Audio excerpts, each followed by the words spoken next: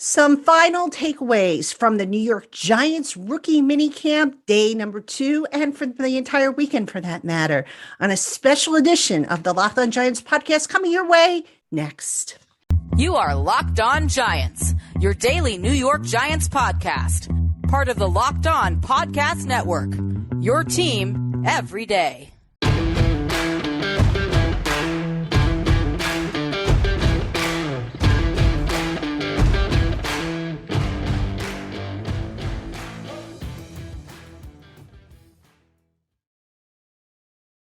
Hello, New York Giant fans, and welcome to a special edition of the Locked On Giants podcast, part of the Locked On Podcast family, your team every day. My name is Patricia Traina, and today's show is coming to you Saturday night, May 6th, but it's also going into Sunday, May 7th. And initially, I wasn't going to do a show until Monday, but you can't get rid of me that quick, folks. I'm here. I have some things to talk about from day number 2 of the rookie minicamp, which concluded on Saturday. So I wanted to jump in and address some of those things on what's basically going to be an abbreviated type of show. We're only going to do a short show tonight, but I just couldn't go into the new week without updating you guys, because there were a few nuggets and whatnot to come out of day 2 of the minicamp that I want to talk about. So let's get into it, so that I can get you up to date. And of course, a big shout out to my everydayers. Those of you who have been writing in, I appreciate you. I've been trying to respond to everybody who's been writing in and posting comments over on the YouTube channel. So thank you to those of you who are everydayers. All right, let's get into the business now. Day 2 of the rookie minicamp, much like day 1, was basically drill work. Not much in terms of, offense versus defense. There was one 7-on-7 period. Now, to me, there's a couple of big things, big takeaways. The biggest one was head coach Brian Daboll mentioned that receiver Jalen Hyatt could be in the mix for punt returner this summer. And that caught a lot of people's attention, including yours truly. And sure enough, during the minicamp, Hyatt was seen working on fielding punts and, just doing some special teams type of drills. Now, when I initially heard that, the first thought that came to my mind is, Dabes, what are you doing? You didn't learn your lesson last year with Adoree Jackson and putting him out there? And then I got to thinking about it.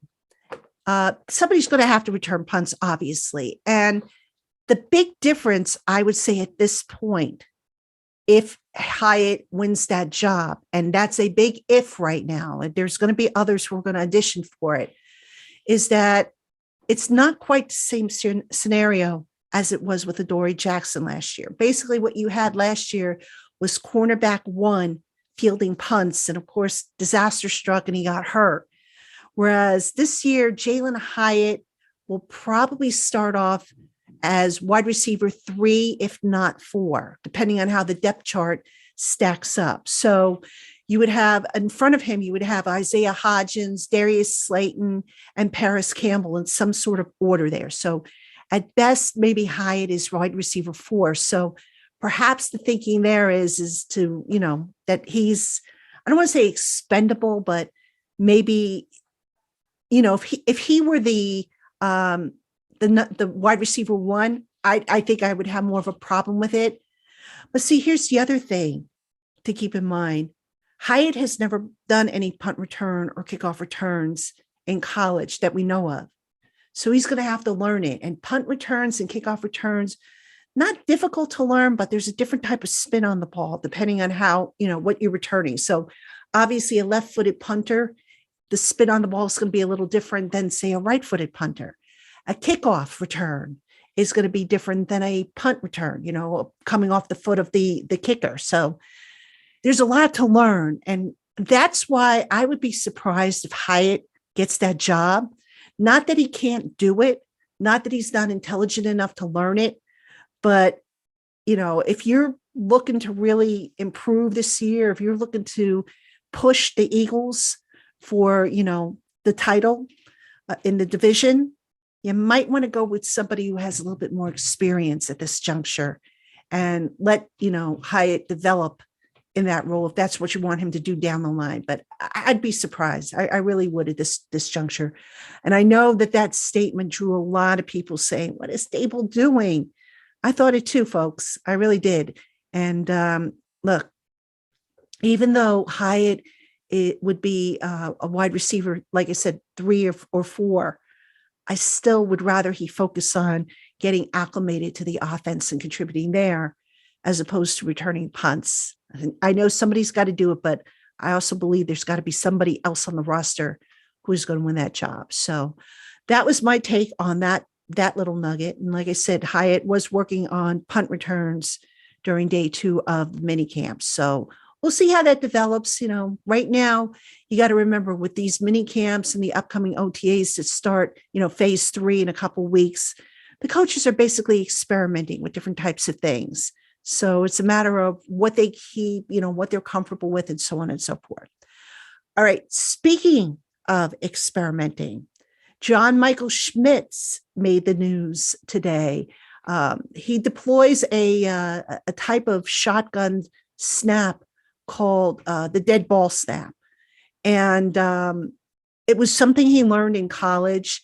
And it's it's kind of an unconventional snap. The best way I can describe it is, as opposed to laying the ball flat, on its belly, and then just kind of tilting it slightly and snapping the ball back, firing it back, the ball is more upright with the center's hand on the tip of the ball, and he kind of just throws it back. So the idea is that there's no spin on the ball. And I posted a video over on Giants Country on the Giant Rookie Minicamp Day 2 takeaways and notable if you want to see the difference. And you know what? I'll also link to that video because I found the video that really explains it and demonstrates it a lot better than what I'm probably doing right now. But anyway, Schmitz basically said he has no trouble, switching to a conventional shotgun snap or sticking with the dead ball snap. And it's going to depend on what Daniel Jones wants. But Schmitz was asked, what is the advantage of the dead ball snap? And he said that it just gives him a little bit better control of it. So that's something to watch as well, because, I've made this point before, I'll make it again.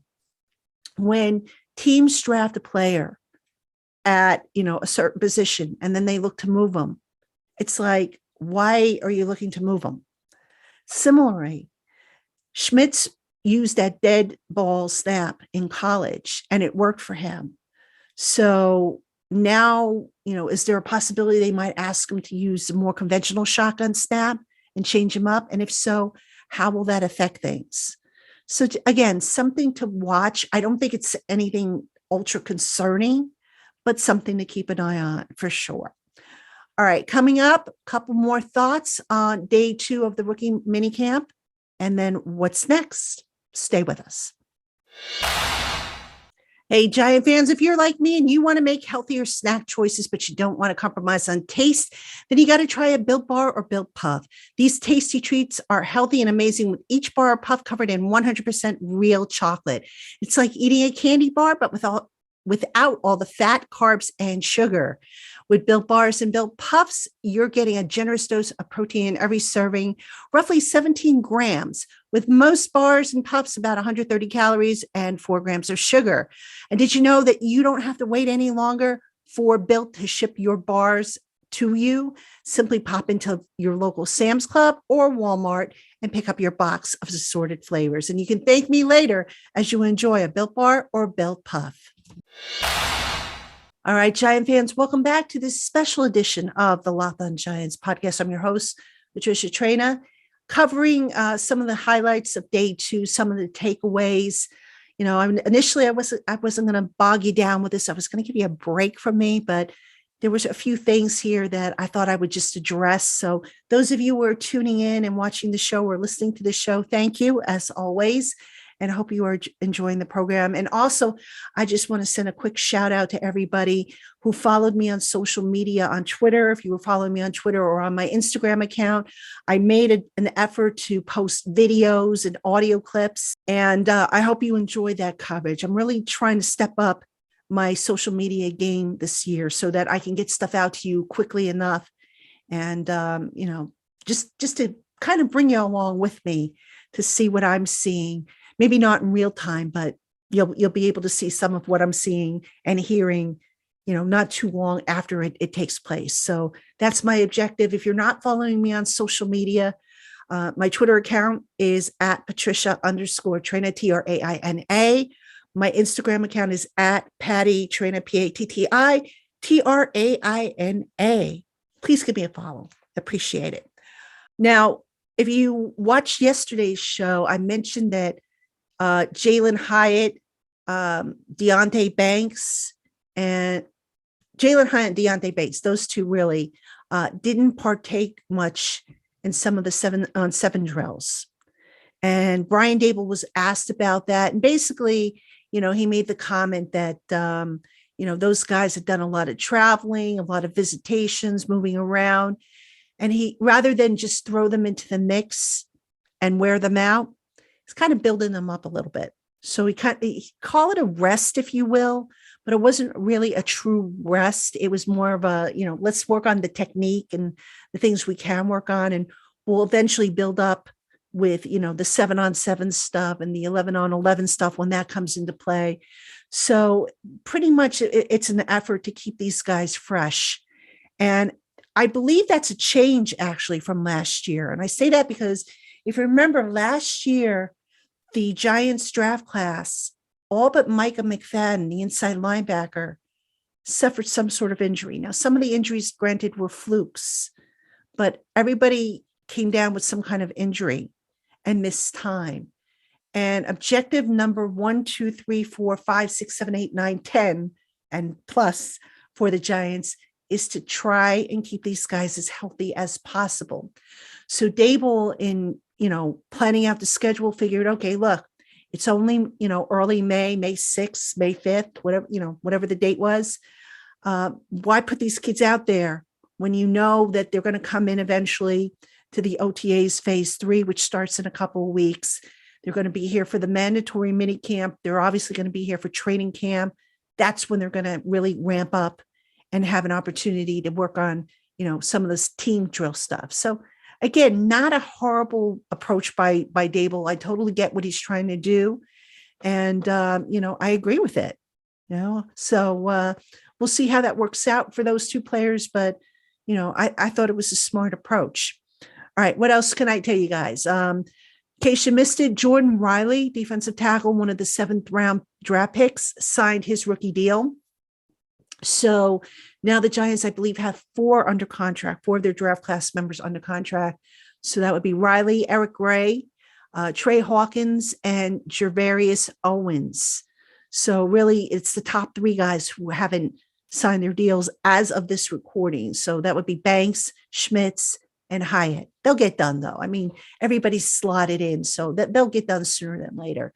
And certainly, once the numbers are posted and approved for Dexter Lawrence's contract and some cap space opens up, then you're going to see, some more transactions, I think, including some churning at the bottom of the roster with some of these undrafted free agents, tryout players. So that's something also to keep an eye on moving forward in the days ahead.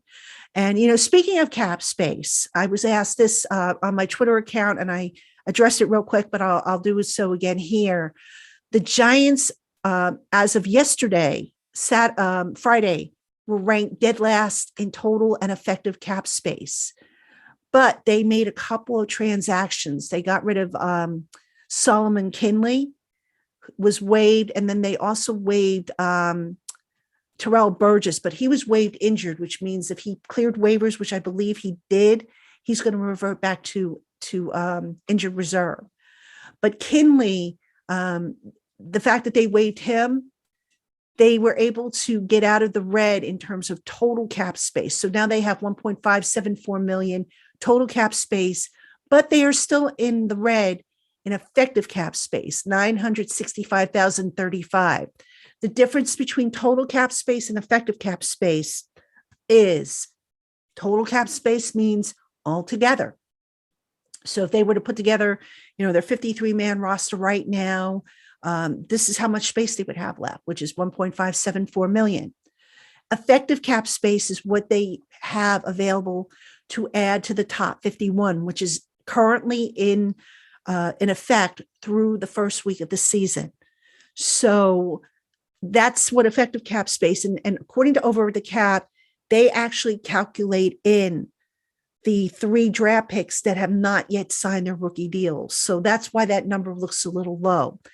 Also need to note that once Dexter Lawrence's numbers are posted, that's going to open up more cap space. I've been projecting about $6 million in additional cap space.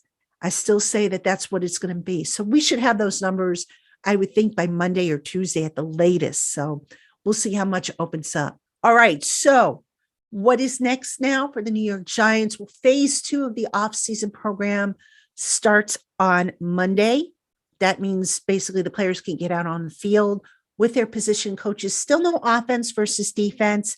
And oh, by the way, no media access for phase 2. We don't get back in the building for another couple of weeks when the OTAs start, which is phase 3. So we will be on the sideline. We being the media will be on the sideline for the next couple of weeks, but that doesn't mean we can't follow along and see what's going on. I mean, I'm sure there'll be plenty of stuff posted, and I'll be watching the videos that come out from giants.com to see, who's looking how and whatnot. So plenty of stuff still to come. And speaking of still to come, just a reminder that tomorrow or on Monday, actually, I'm going to kick off the post-draft coverage. And by that, I mean, I did a series of interviews with our Locked On College hosts about the draft picks. So I went to each host from each college from which the draft picks came from, and I asked them to tell me about the players. So we did little interviews and stuff. So that is coming up starting on Monday. And we're just going to run them straight through with one exception, folks. We're going to have to interrupt the flow because the schedule is coming out on Thursday. So I am going to have to do a schedule show, but we'll just, we'll get right back to the draft picks, and I'm going to try and do them in order so that you have, everything in order, but I might skip around. It depends on, how quickly I can put these things together, because it's basically a big puzzle piece that I have to put together, but I'll do it. I've been promising you guys that, and I know some of you are been waiting for it. So I appreciate your patience in waiting for that stuff. So that's what's coming up here on the Locked On Giants podcast. Hope you will tune in. That's going to do it for this special abbreviated edition of Locked On Giants. Giant fans, we will see you tomorrow for a full show. We're going to kick it off with Damian Parson of Locked On NFL Draft as we start breaking down these draft picks. Hope you'll tune in. Until then, have a great one, everybody.